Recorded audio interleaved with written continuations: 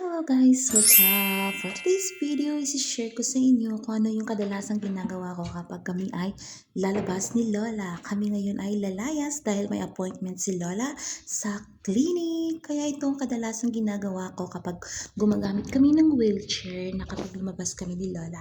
Ayan, hinahanda ko muna sa labas habang si Lola naman ay nag-getting ready. Ako rin ay nag-getting ready para sa kanyang sasakyan na wheelchair. So, eto naman ay hinahanda ko na rin yung sapatos ni Lola at siya medyas kasi susuotan natin si Lola mamaya. Tapos, yung stick niya, ihahanda na rin natin kasi kapag nag-wheelchair kami, gumagamit talaga ng stick si Lola. Ayan, uminom muna ako ng tubig para pang lakas dahil tutulak tayo mamaya. Itutulak natin si Lola sa wheelchair.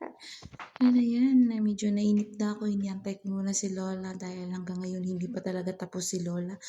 Pero ngayon ay sabi ko, kailangan ko pala isarado lahat ng mga pintuan dito sa glass door, sa may balcony. Tapos yung windows namin dito sa may living room, then dito sa toilet ko, and then dito sa storage room.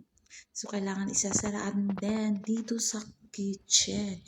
Every time talaga na kapag kami ay lumalabas, sinasara ko lahat, chinecheck, kailangan close lahat. So, yan, inaantay ko na si Lola para suotan ko na siya ng sapatos. So, yan, malapit na matapos si Lola at ito yung sasakyan. Bag check, ito yung bag na lagi kong dinadala. At syempre, hindi ko dapat kalimutan ang tubig ni Lola. Kasi nauuhaw talaga si Lola. At ayan, ready na si Inday. Waiting na lang kay Lola. Hi, goodbye for now. See you later sa pupuntahan namin ni Lola. At ayan, nakarating na kami dito sa clinic. Ayan, basa ang buhok. Sobrang pawis. Siyempre, tinutulok mo si Lola. Napapawisan ka talaga. Nag-aantay muna kami sa counter. Buti na lang wala masyadong tao.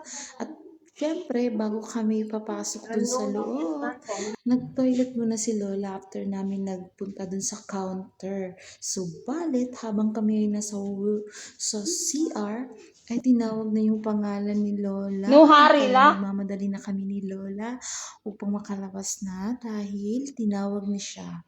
So, ayun na muna yung vlog-vlogan natin for today. So, thank you so much for watching. I hope na hindi kayo magsasawang manood. Thank you. Bye-bye.